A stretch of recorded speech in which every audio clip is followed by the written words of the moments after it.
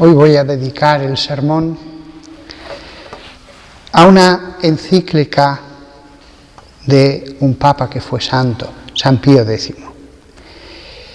Y esa encíclica, que está escrita a principios del siglo XX, es muy útil recordarla ahora. Las enseñanzas del magisterio son enseñanzas que, como enseñanzas de la verdad, siempre son útiles. Pero esta, concretamente, vais a ver que es mucho más útil. La encíclica se titula Pascendi, sobre las doctrinas modernistas. ¿Qué eran las doctrinas modernistas? Evidentemente la palabra viene de moderno, de modernidad, pero significa una cosa muy concreta. La herejía modernista era el nombre técnico de una serie de enseñanzas erradas. En general, lo que decía el modernismo es que los dogmas podían evolucionar con el tiempo, no solo en su expresión, sino en su sustancia. La expresión de los dogmas sí que puede evolucionar. En un momento dado podemos darnos cuenta de que el mismo dogma podemos expresarlo de un modo más preciso, más claro, etc. Pensemos el adelanto que fue la palabra esencia, sustancia, para definir con toda claridad los dogmas cristológicos o trinitarios. Pero solo cambia la expresión, la sustancia es la misma, lo que creemos es lo mismo.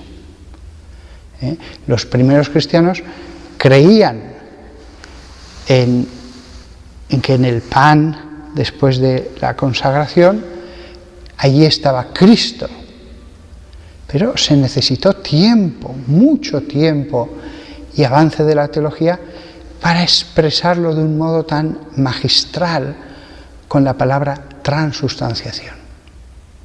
Pero ellos, antes de que apareciera la palabra, ya creían que en el pan, después de la oración, estaba el cuerpo de Cristo. Se transformaba en el cuerpo de Cristo. Mientras que el modernismo veía los dogmas, y por supuesto el resto del magisterio, como instituciones humanas. Decían, bueno, esto es lo mejor que lo pudieron hacer en ese contexto histórico, pero hay que revisarlo y reformarlo. Y no tenían empacho en una evolución del dogma que cambiaba el contenido. Entonces el Papa, después de explicaros lo que era el modernismo para que entendáis más a qué se está refiriendo, comienza así la encíclica. Al oficio de apacentar la grey del Señor que nos ha sido confiada de lo alto, Jesucristo señaló como primer deber el de guardar con suma vigilancia el depósito tradicional de la Santa Fe. Estas palabras son muy bonitas. Las he querido, el comienzo de la encíclica lo he querido leer tal cual.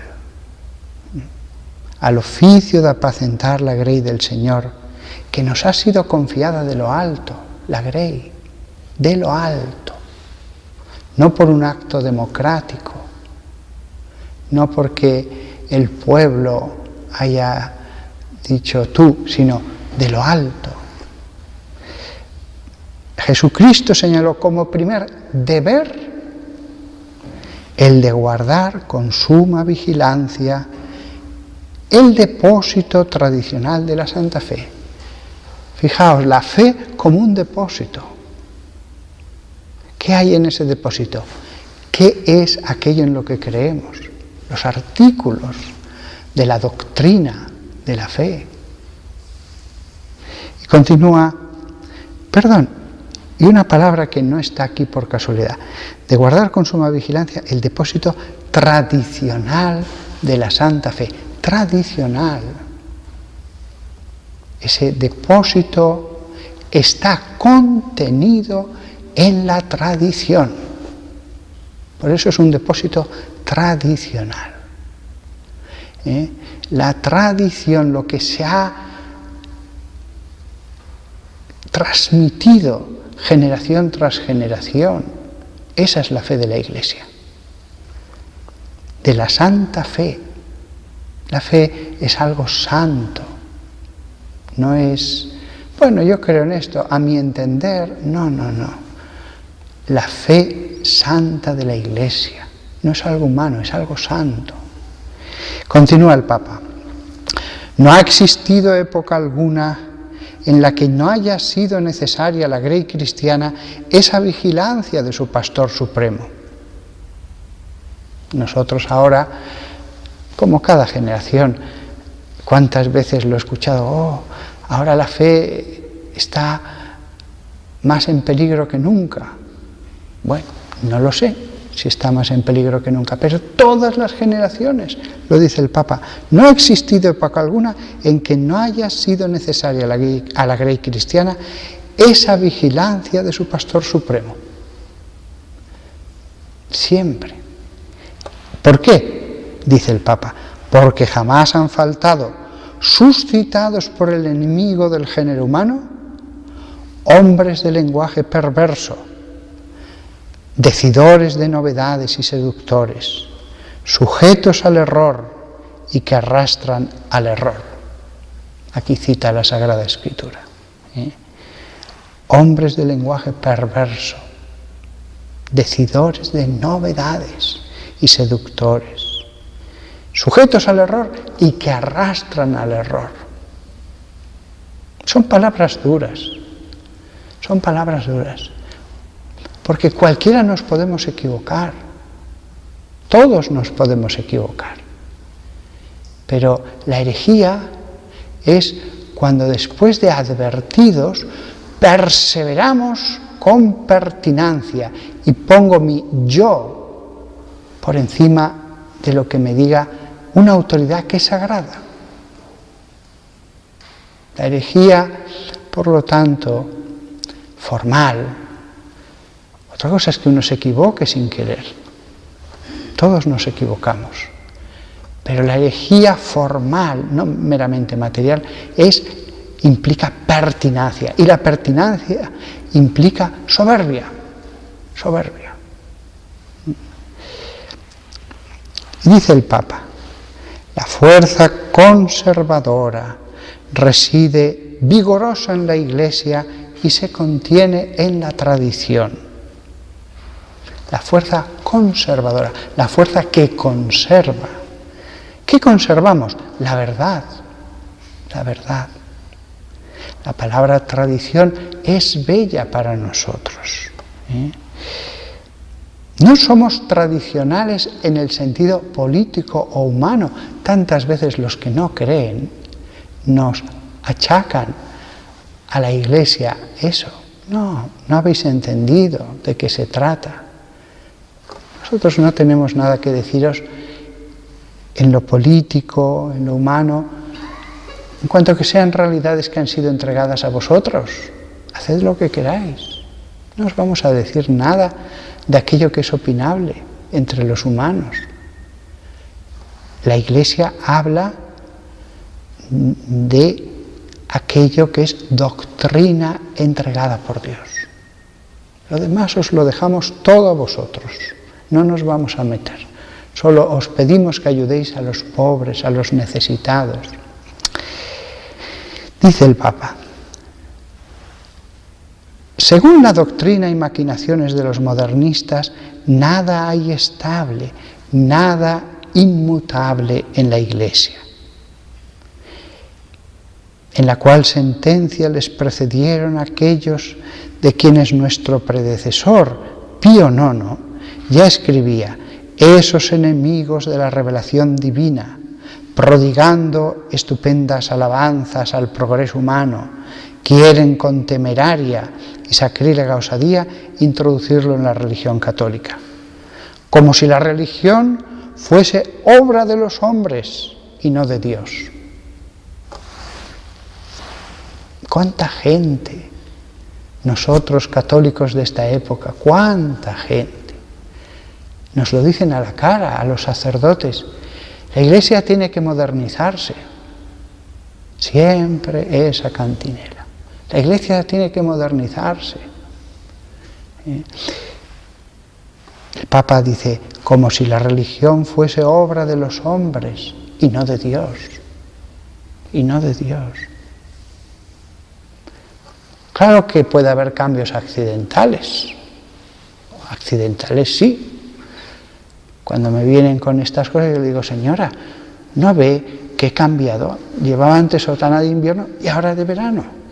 Y la he hecho amplia, que entre el aire. Eso no afecta para nada a la doctrina. Mire, he hecho más ancha la manga para que entre el aire. Cambios así, por supuesto que puede haber en la Iglesia. Por supuesto. Ponemos el retablo aquí o lo ponemos más allá.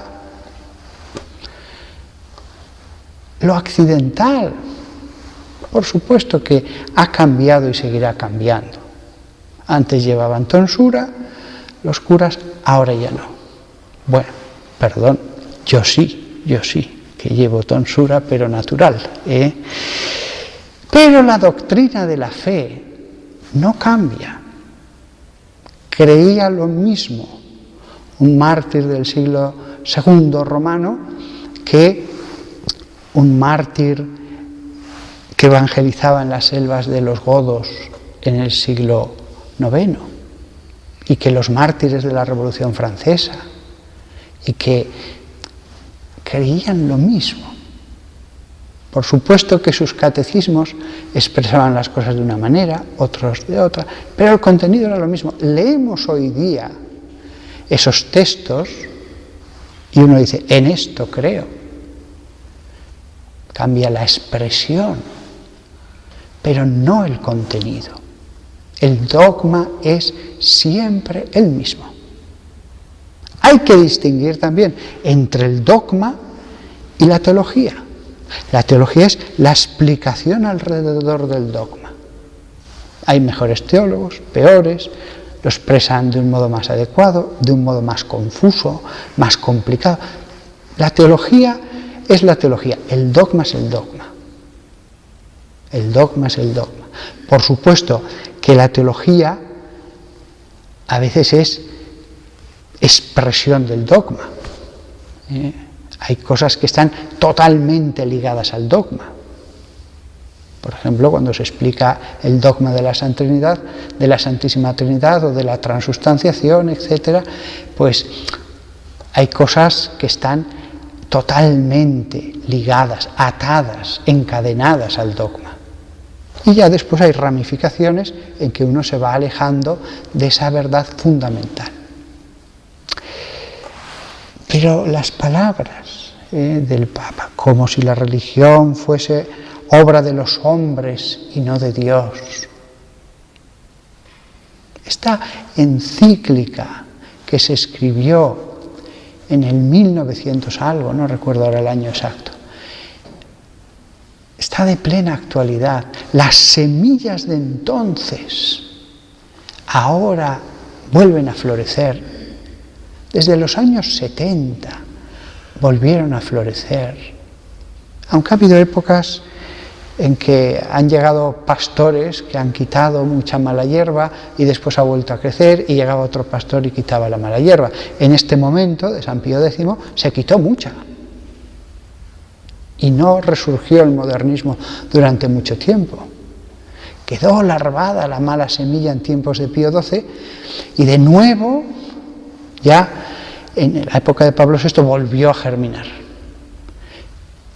San Juan Pablo II tuvo un largo pontificado para volver otra vez a quitarla.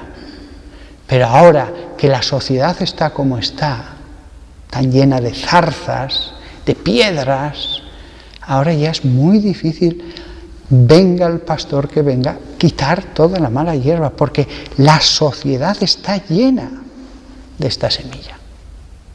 Todos los agricultores saben que si tienes un campo al lado de una parcela llena, repleta de malas hierbas, la semilla te cae. No es lo mismo tener un trigal rodeado de trigales que un trigal rodeado de malas tierras, porque la mala semilla continuamente te está cayendo. Y eso es lo que está pasando hoy. Eso es lo que está pasando hoy. Por eso incluso diócesis donde hay maravillosos obispos, santos obispos, la mala hierba es una labor inacabable, vuelve a crecer. Por esta razón, por ese contagio. Acabo aquí con una línea que aparecía un poquito más adelante y que solamente la leo, porque es una encíclica muy bonita esta. Decía el Papa más adelante: depósito divino que se entregó a la esposa de Cristo a fin de que la custodiara fielmente e infaliblemente la declarase. De aquí que se han de retener también los dogmas sagrados en el sentido perpetuo que una vez declaró la Santa Madre Iglesia. En el sentido perpetuo. Creemos lo mismo y además le damos el mismo sentido. La verdad, en el fondo la Iglesia Católica reconoce la verdad frente a la idea de relativismo que nos meten en películas, en novelas, en todas partes. La Iglesia cree que la verdad ha sido comunicada hace 2000 años. Perdón, la verdad plena. La verdad ya se estaba comunicando desde los tiempos de Abraham. La verdad que venía de lo alto para fundar una religión. Para fundar Dios una religión. Que permanezcamos todos nosotros fundados, asentados en la religión verdadera, la única que ha fundado Dios. Llevémonos de maravilla con todos los demás. Ayudémosles, oremos juntos, busquemos lo que hay de verdad en los otros. Lo que he dicho, nada va en contra del ecumenismo, nada. Pero al mismo tiempo que hacemos eso y que el ecumenismo está basado en la verdad, vamos a ver qué hay de verdad en lo tuyo, en lo que tú crees. El ecumenismo basado en la verdad, nada tiene que temer de contagio, porque cada vez queda más claro por qué yo creo en esta verdad, cuáles son los límites precisos del depósito de la fe, por qué soy católico. Y por más que uno trate con otras religiones, no hay ningún problema. Que todos nosotros de verdad entendamos cómo hay cristianos hoy día, católicos, cristianos católicos, que en el fondo tienen mucha de esta semilla y están dispuestos a ceder en la verdad por unirse con otros, por llevarse bien con otros, por llevarse bien con la modernidad, con nuestros tiempos. Pero al final quien hace eso sucumbe al relativismo, sucumbe a una religión que ya no es divina, sino humana. Esa mentalidad, al final, en la historia siempre ha acabado en el cisma, siempre. Que la Virgen María, que derrota todas las herejías, nos ayude a ser fieles a la tradición de la Iglesia.